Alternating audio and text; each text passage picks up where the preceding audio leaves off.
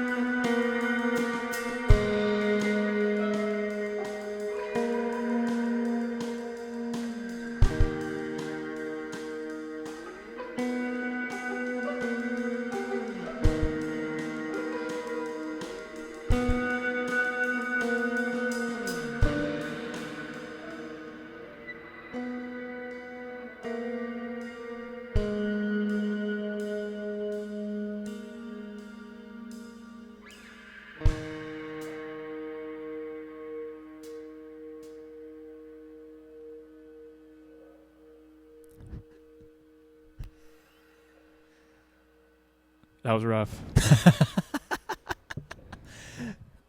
It's livestock, baby. That's a good. I mean, like that's a challenging exercise, to be honest.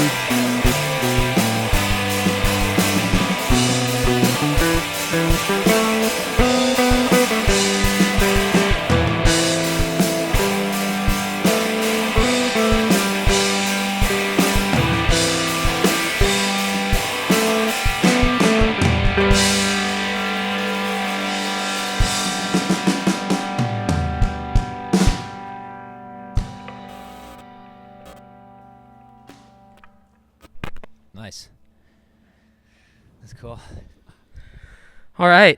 Do we do this now? Yeah, let's rip Yeah, it. let's rip right into it. I love it. So there was some good stuff and some bad stuff in there. Yeah. Yeah. The good stuff felt really good. Yeah. The bad stuff, I felt nothing. All I felt was a sharp sense of frustration and sadness about myself. As you should. We should start with the bad one, or whatever you want. What do you? No, we don't need to talk about the whole thing, unless you want to. Well, I would definitely want to talk about that one. The last one we just did. No, the one before that. Oh, the ghost one. Yeah. The one that sounded like a nightmare. Yeah. Yeah. There were parts where I think we really brought it together. Yeah. Just with the dissonant sound, and there was Right. times where it was so dissonant, it was just like it sounded like a. It just sounded bad and scary. Yeah. Right. Yeah. Anyways, That's the beauty of the jam, though. that is. It is. Well, and it's trying. Wait, why don't you? Who do we have? Yeah, first of all, Jack Williamson, welcome. Thanks, boys. Who are you?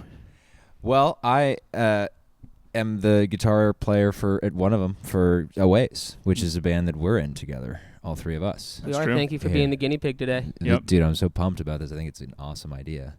But yeah, I'm Jack. I play guitar and sing a little bit in our band here, Aways. And I live in New York now, so we're doing sort of a long distance band relationship, which has its toughness to it, but Nothing a couple guys can't endure. precisely. Just a little roadblock. But yeah, I think that it's interesting being in a room and us three jamming because we haven't played together since the last show we played in August. Mhm. We played a couple shows in LA in August, and then Even before that, we didn't really get to jam. Yeah. I feel like we haven't jammed since like maybe 2023 because honestly 2024 yeah, came around. We just worked on the same songs, that's so and then we true. recorded them, Yeah, and then we played the shows, and now yeah, here we are. yeah. That's totally like an accurate timeline because we started playing together in May of 23. May of 23, we were just jamming basically all spring and summer, and then in the fall I had to leave the country for a couple months, and I came back, and then it was basically the new year, and we decided we wanted to play a show, so we just went into marathon sprint prep for show mode. Yeah, and then we made the record, and then I was gone in April again. So yeah, that's true. Damn, I hadn't thought about that. That's Mhm. true. This is literally probably the first actual extended, besides little just indulgence jam moments during rehearsal. Correct. To take a break from rehearsal, we were getting ready for the shows. That is the first like structured let's just jam that we've had. And the crazy thing is that it's just still like there's people who it just works with, you know. True. Yeah, absolutely. I feel like since this is the first one, we should kind of explain what's going on here Okay. Yeah. Why don't you take it away, Siege? for anyone who has no idea what's happening here. It's not just a couple guys playing. So yeah, we're taking this raw today. This is the first one, like we said. So Jack's the guinea pig, but so this is Livestock. It's a new jam product, would you say? Yeah. It's like a jam. It's just a jam. What would you say as an objective listener / You participant could think of it as a today? podcast where you speak with playing your instruments. Yeah. So the It's like a structured way of doing. It's like like when Howard Stern has musicians on, sometimes he'll have them play a song. So I convince them to play a song, and then he'll interview them just as a person, right, or as an artist. But this is like taking that and making it a structured thing. Well, structured and non-structured, right? It's structured in that like you invite someone for the express purpose of, hey, we're gonna set up in a room and we're just gonna play music together. No pre-coordination, no like, oh hey, we really even refrained from communicating what key we were playing into each other just now. Which was problematic at times. Problematic at times, certainly, and also not necessarily reflective of how real jams unfold. But it was fun to just do it live. But that's what it is. You invite. That's the premise, as far as I get it. Right?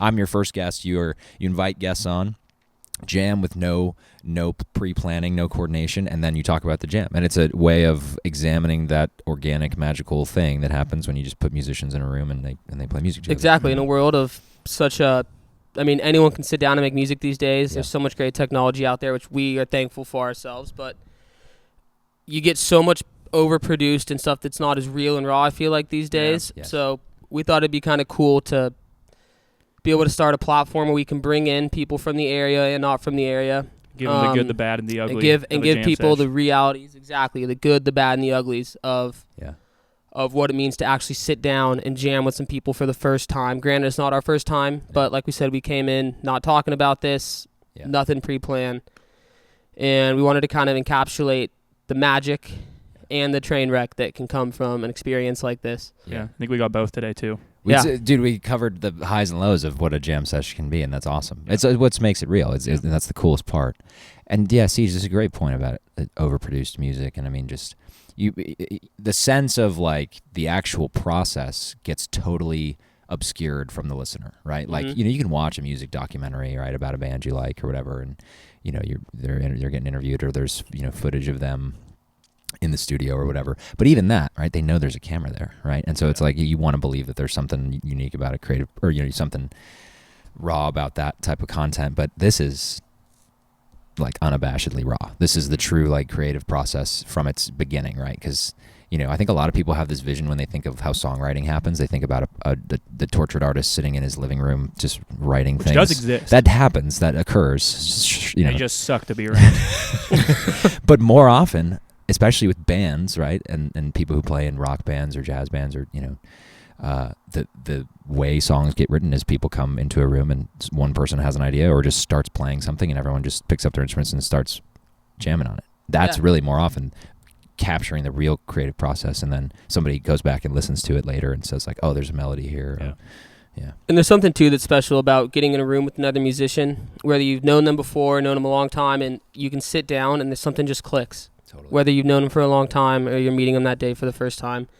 And I think there's going to be something super cool about getting people in here and, getting to communicate musically just through the instruments. And I think that's something that's going to be kind of special and unique that, you don't get to see a lot of these days, and a lot of that unique, fresh start. Great way to advertise, like if musicians are looking to join a group or looking to meet other musicians too. It's an awesome platform that I think you guys are creating here. Yeah, and that's a goal we have as well for this, is to help people be able to express themselves and hopefully get themselves out there as well, because finding people to play with isn't always easy. No. It's hard, yeah. Finding like-minded people isn't always easy too, so hopefully people can get some vibes from some people from this. And the coolest thing I think already thinking about this is that I think that if more people realized that there's no right answer behind all this, there's no formula that the most successful musicians are following, like that they don't know anything about, or that is hidden from them.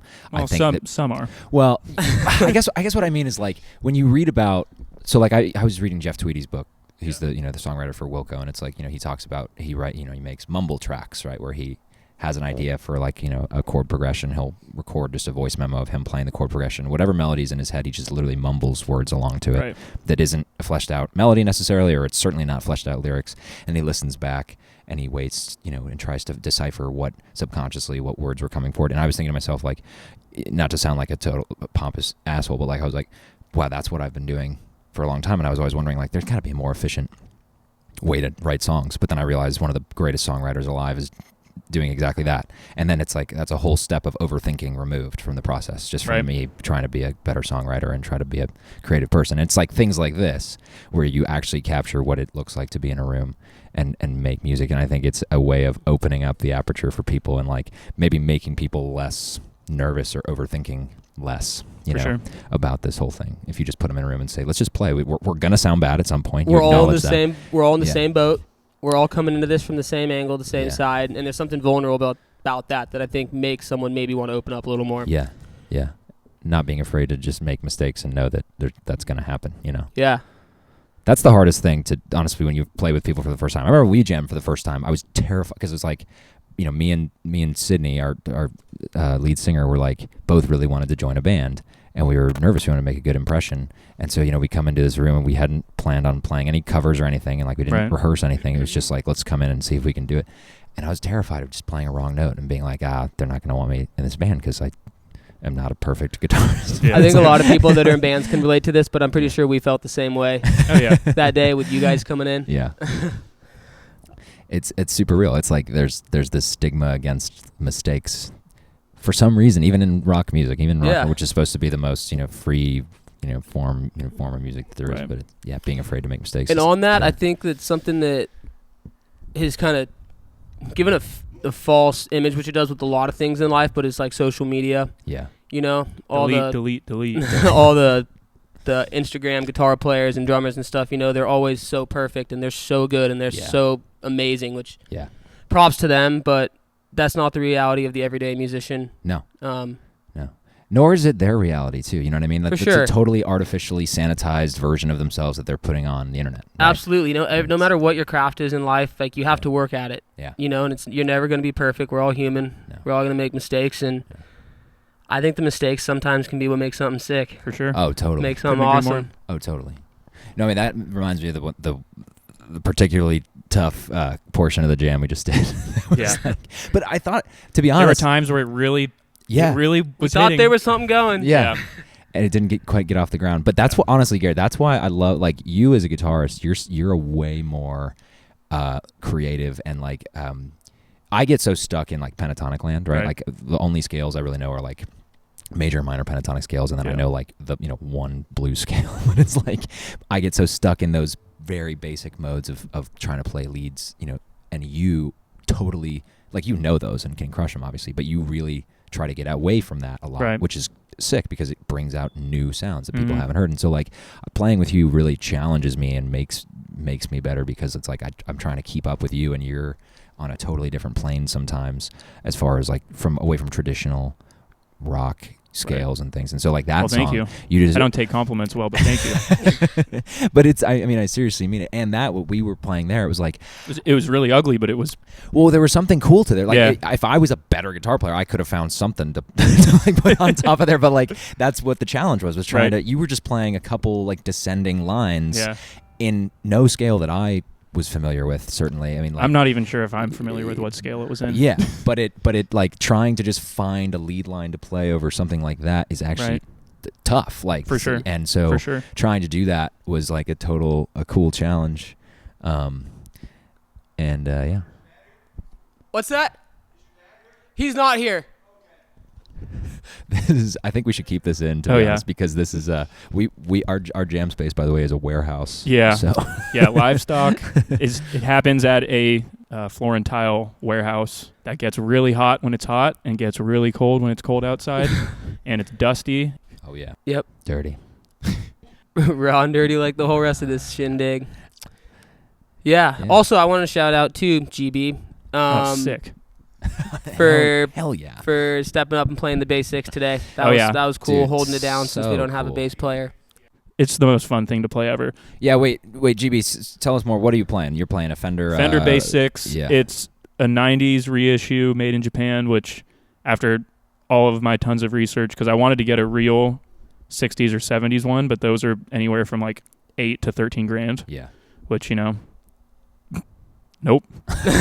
Not happening. But I found this one. I mean, you can just look it up, but it's like it's a guitar that basically has the neck length of a bass, but the strings are spaced more like a guitar. And you can kind of just play both, we did. It sounds We played, so cool. There was some deep bass in there, and there was some kind of mellow guitar stuff. But those it is still the same. You said it's the same string layout, right? It's EADGB. Yeah. It's not a baritone. Yeah. Because I don't feel like having to learn the, Dude, yeah, that's beyond me. do the reverse Yeah. G or whatever the hell that No, is. that's right. So, Yeah, so we said Jack's out here from New York just for the weekend for a wedding, so we were able to get him in, but he's here vaguely gearless. Yes. Yeah. Essentially gearless. extra raw. Yeah. So we're rolling with the punches, guys. Super raw. GB, what kind of kit are you playing over there, GB? Or I mean, Sigil. Sorry. I'm playing. This is actually a cool story about this kit. It is a Gretsch Catalina Elite, so it's nothing fancy or special. But when I was in college, one of my best friends, Creighton, knew I was dying to play the drums again, and I went to school back in Alabama, so I was about as far from home as I could be. And he drove up to Chicago and brought his whole entire kit down so I could have something to play. So That rocks.